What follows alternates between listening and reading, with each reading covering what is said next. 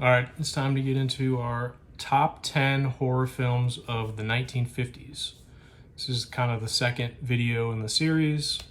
The previous video, if you haven't checked it out, please go do so, was the top 10 horror films pre-1950, where we looked at a bunch of classics from the 20s, 30s, and 40s.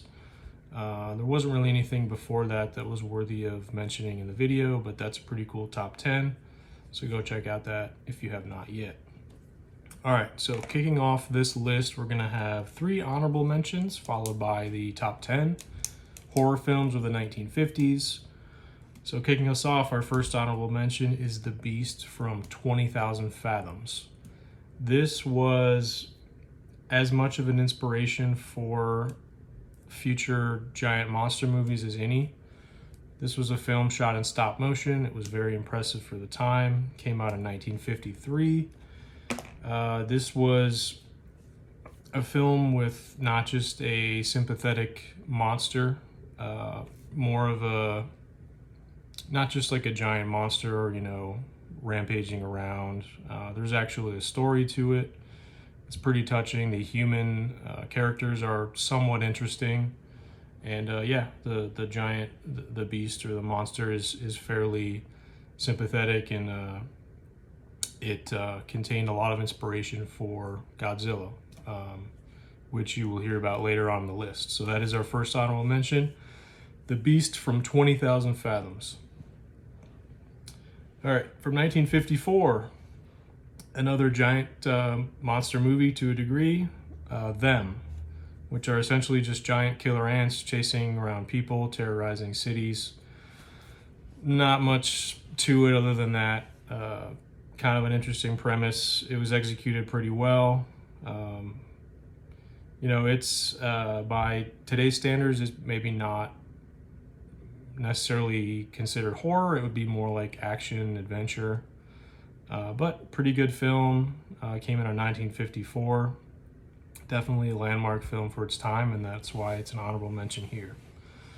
All right, final honorable mention is The Fly. This would later be remade in the 80s by David Cronenberg, and this was just a kind of that classic story of man versus nature, essentially.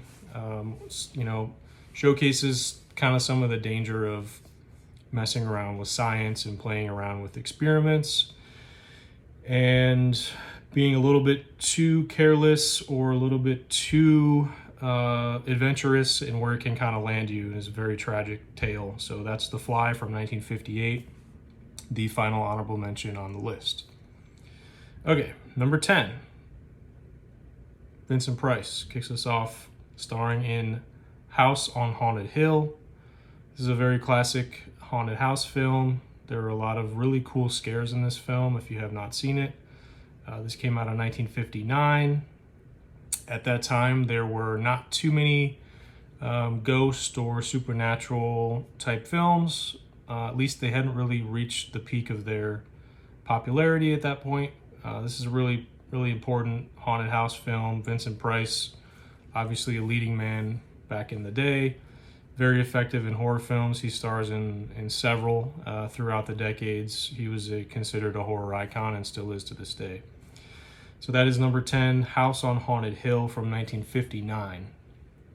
All right, number 9 from 1958. This film has a couple different titles. I believe it's called Horror of Dracula is one title, and another title is just Dracula. So this is from 1958. This is Christopher Lee starring as the titular character, Dracula. And this is a more of an updated, for the time, more of a modern telling of the classic Bram Stoker tale, which of course was perfected to a degree in 1931 with Bela Lugosi playing Count Dracula. This is just an updated telling. Some better effects, some more updated themes and scripting. So yeah, it's going to be number 9 on the list, is the Horror of Dracula / Dracula from 1958. Okay, next up. This film topped a lot of lists, or was in the top 3 or 4 for a lot of lists of best films of the 50s, best classic films, best horror films. I'm a little bit more tepid on it. This is a film from 1955 starring Robert Mitchum called The Night of the Hunter. It is essentially a preacher who has a mean streak and is harassing women and children, and essentially it just kind of showcases classic good versus evil, almost like a Dr. Jekyll and Mr. Hyde type of storyline. I did not have this higher. I believe I've only seen this once. There is a very uncomfortable scene where again, this is 1955. Obviously, society was different. The relationship between men and women and men and children were different, back then. This is now 70 years ago. But there's a very uncomfortable scene where Robert Mitchum's character is essentially attempting to assault a woman when her husband isn't home. I'm not sure if he was killed or is just away from home, but he is essentially attacking this woman. Very uncomfortable. The film in it, itself is very noir meets Western type of vibe, and that's why it comes in at number 8 on my list. Number 7, House of Wax. This is a film that before you write any kind of script or you start thinking, who are you going to cast or where is the story going to go? Just the essence of having a bunch of wax figures or mannequins that are going to be, center stage in this story is very eerie already, very uncomfortable. So this came out in 1953. There are several jump scares in the film. It would later inspire, other films such as Tourist Trap. The House of Wax was remade in 2002 or 2003, I believe. So yeah, this film, it just has a very eerie feeling, eerie vibe to it. It's very effective. Like I said, when you have a bunch of mannequins or wax figures that may or may not come to life, it definitely plays on the psyche, and it's a very effective film. All right, coming in at number 6. This is actually one I saw on a number of lists, top 10s, top 5s of the 50s. And I hadn't seen it until recently, last week actually. This is a film from 1957, and it is entitled Night of the Demon. I believe there's an alternative title called Haunt of the Demon or something like that. It's a similar title, but a little bit different. Same film from 1957. I had a pretty good time with this one. So in the opening sequence, you are introduced to the demon character or figure. I felt like the apparition or the appearance of the demon, along with the more of the screeching, high-pitched music, was pretty effective as the demon closed in on one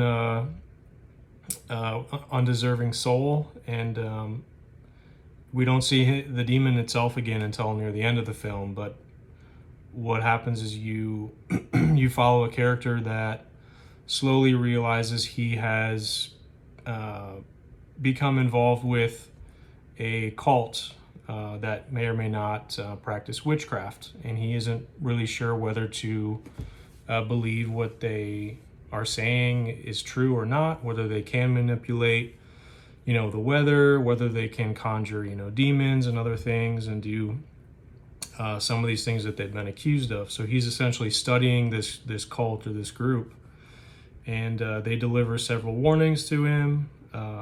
So yeah, I don't want to spoil the ending. It's a pretty good film from 1957, very effective. I want you guys to watch it if you have not. I enjoyed it. That is Night of the Demon at number 6. Number 5 from 1954, The Creature from the Black Lagoon. Gilman is introduced into the Universal Classic Monster lore. This is another tale of Beauty and the Beast. You have a research team in the Amazon. It was actually filmed between there's several different filming locations in Florida, and also some filming locations in the Universal backlot out in California.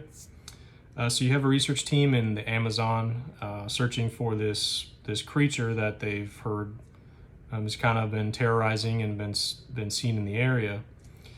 And eventually it kind of evolves into this, Beauty and the Beast, where at first the woman is, frightened and shocked and wants to get away.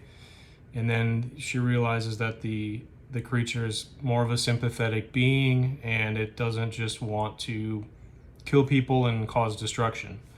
So this was a pretty landmark film for Universal at the time. This is 1954.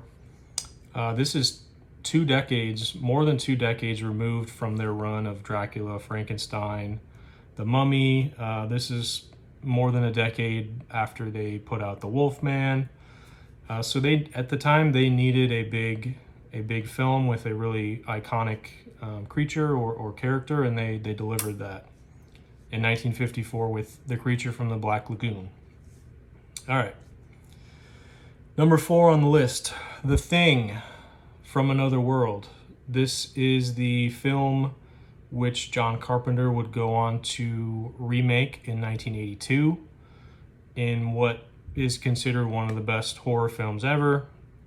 This is the tale of a flying saucer that lands in the Antarctic, and this research team, a lot of research teams in this list. It's a very common theme for movies in the 40s, 50s, and 60s.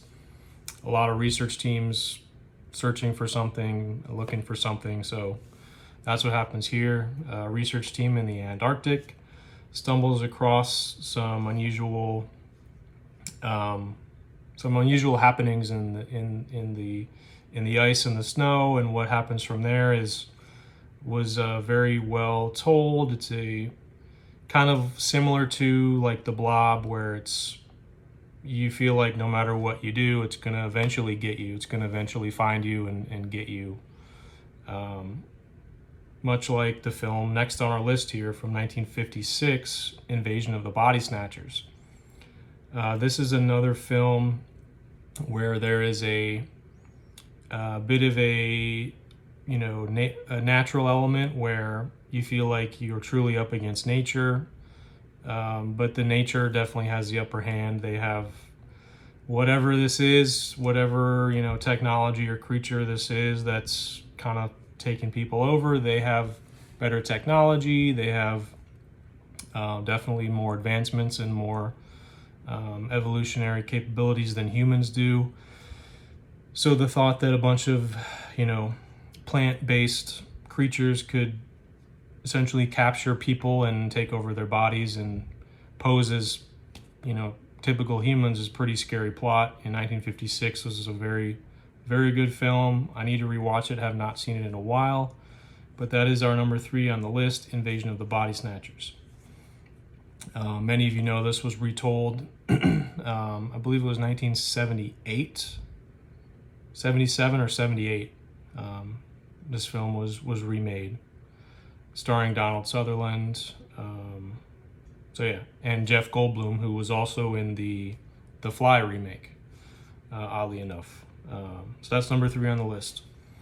Number 2 on the list, from 1955. This is a film I had not seen until maybe 6 months ago, this spring or summer, fairly recent. Les Diaboliques, or just Diabolical. This is a film with a lot of layers. This is not starring a creature or an entity that is out to get you or out to kill you. This is human characters, real life situations, real life trauma, relationship issues. This centers around a man who has a very complicated, we'll say, relationship with his wife. He is also seeing another woman. The wife learns of this, but this is 1955. I believe this takes place in, is it France or Italy, somewhere in Europe, I believe. So the woman works at a boarding school, and she's a teacher or like a headmaster at a boarding school. And essentially what this is the two female figures in this man's life. They essentially plot to get back at him because the wife is pissed that he's seeing this other woman. The mistress is pissed that he's still, seeing his wife because she was lied to about that. So this is about female, revenge. It has a lot of twists and turns. You think that you can have predicted the outcome or the twist, and it completely goes a different direction. You're not sure who's telling the truth, who's lying, when it's their turn to give, their story to the police. This is a really good film, really, really solid. It comes in at number 2 from 1955, Les Diaboliques or Diabolical. All right, number 1. If you know me at all, you know what this is. Let's see if we can. Yep, there he is right there. From 1954, Slash, remade in 1956 with Raymond Burr. 1954, the original is the better version, is the better film. This film is called Gojira, translated to Godzilla. And in 1956, Terry Morse had seen the response to the film in Japan and wanted to release a giant monster movie in the US. So rather than go out and shoot a new film, have a new script, hire, a bunch of actors and whatnot and filming locations, what he essentially did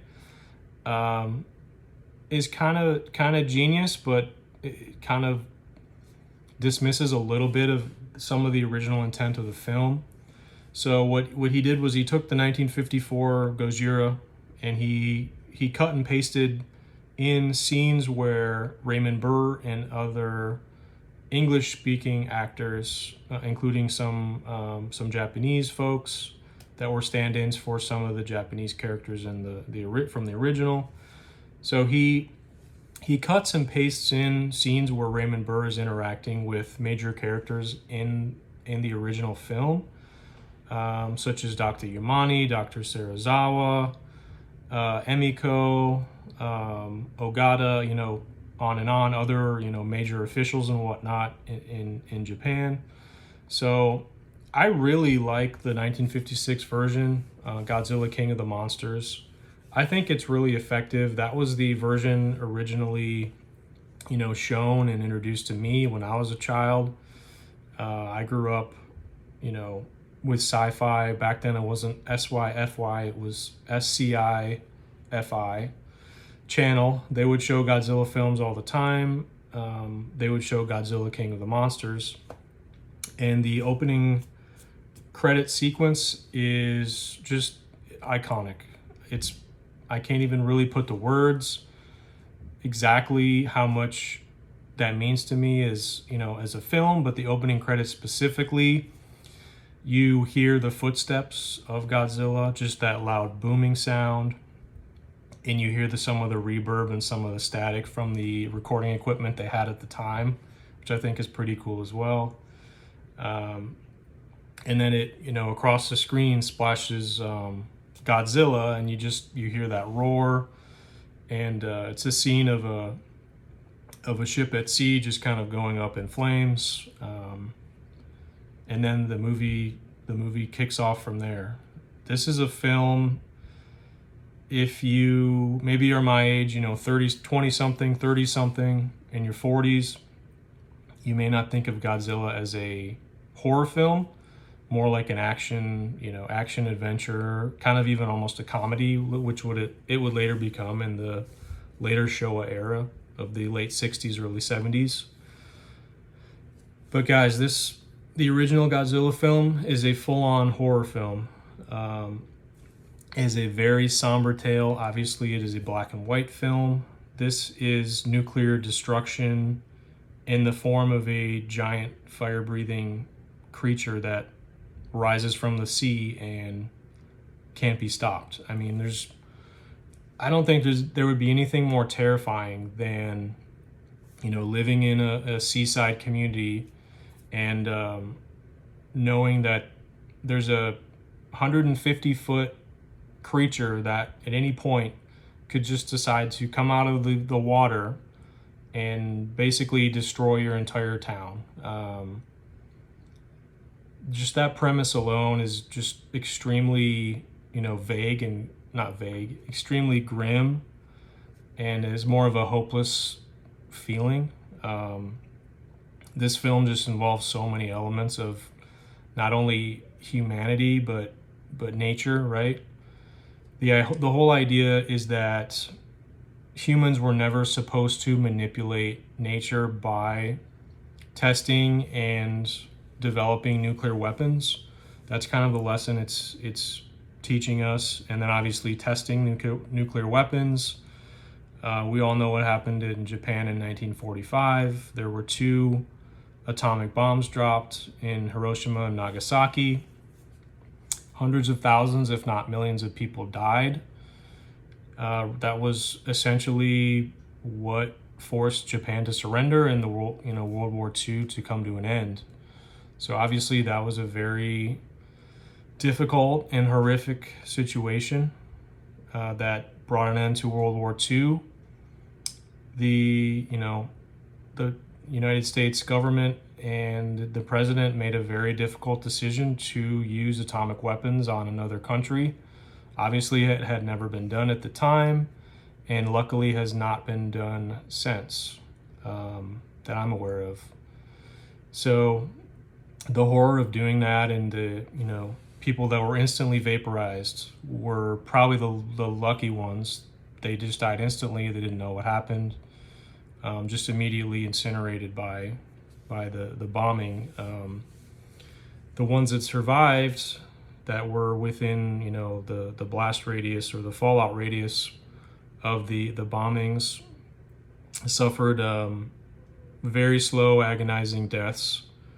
They developed scarring and cancer and radiation poisoning.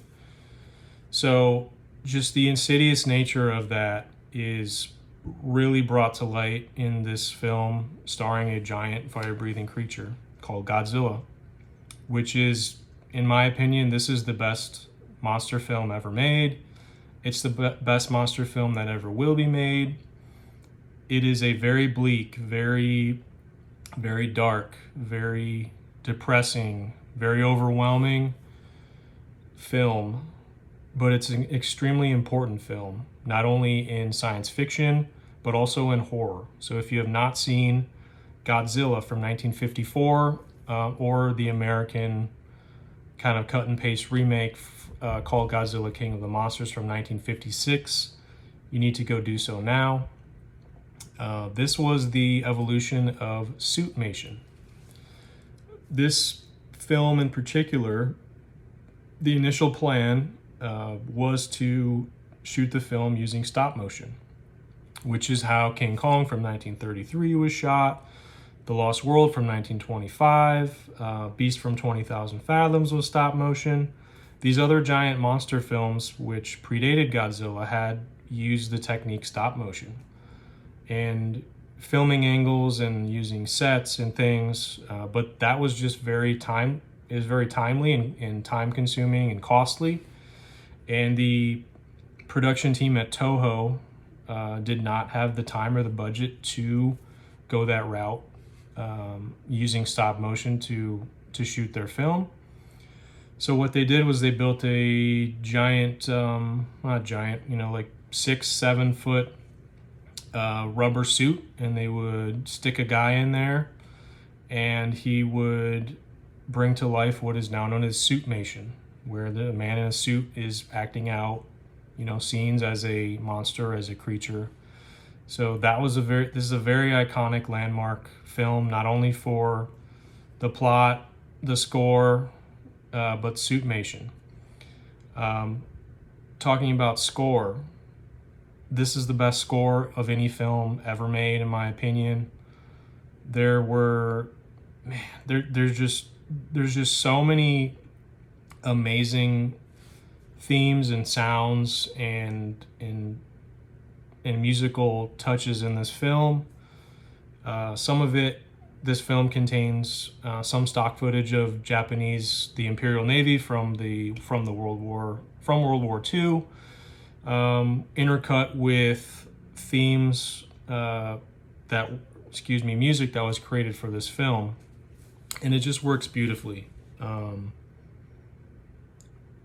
The way that they use very low, somber notes for very depressing and difficult and dark moments in the film, and then also they use very high-pitched, kind of a little bit more upbeat, happier sounding music for some of the more heroic or uplifting moments of the film. There's a scene where Dr. Serizawa is debating whether to use the oxygen destroyer to attempt to kill Godzilla.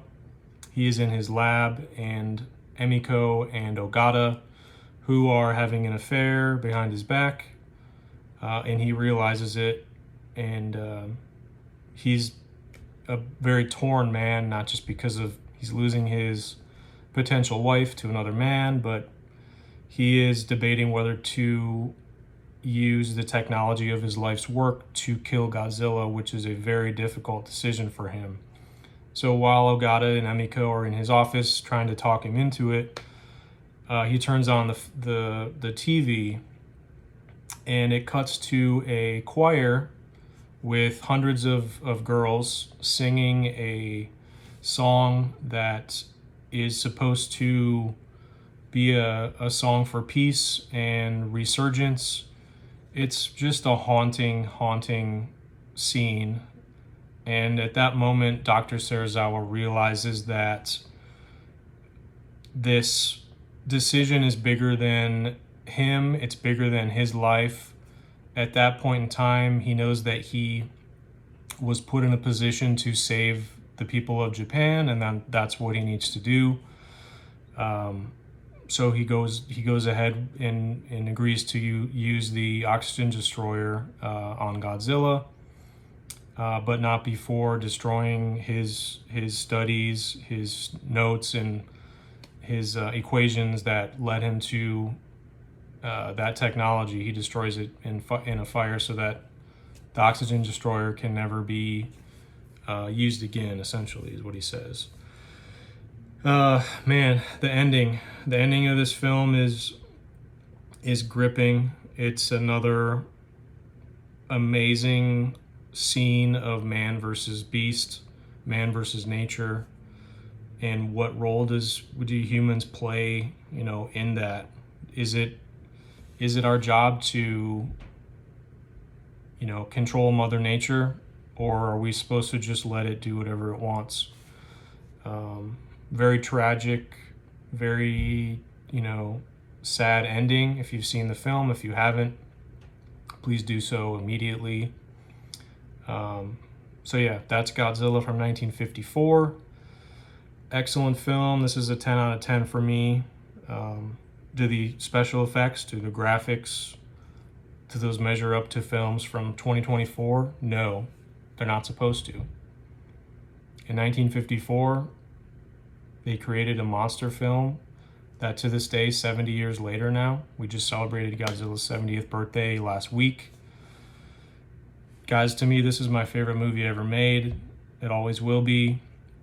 I've been watching this since I was in diapers and was scared of the stomping and roaring sounds, but also extremely exhilarated and intrigued by it at the same time.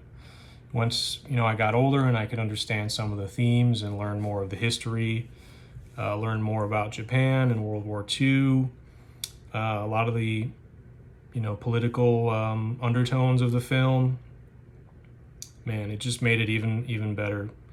Initially, you're just focused kind of on this monster, looks really cool, and then later you sort of gravitate to, okay, well, these characters are involved in a love triangle, and Dr. Yamane is wanting to study the creature, and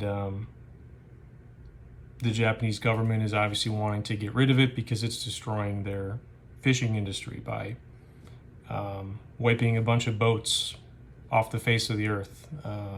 That's how it's described. So yeah, that's number one. Number one horror film of the 1950s, and my favorite film ever made, Gojira from 1954 / Godzilla King of the Monsters from 1956. That's going to do it for this ranking. Hope you guys enjoyed, and if you have not seen these films, you need to go see them. See you.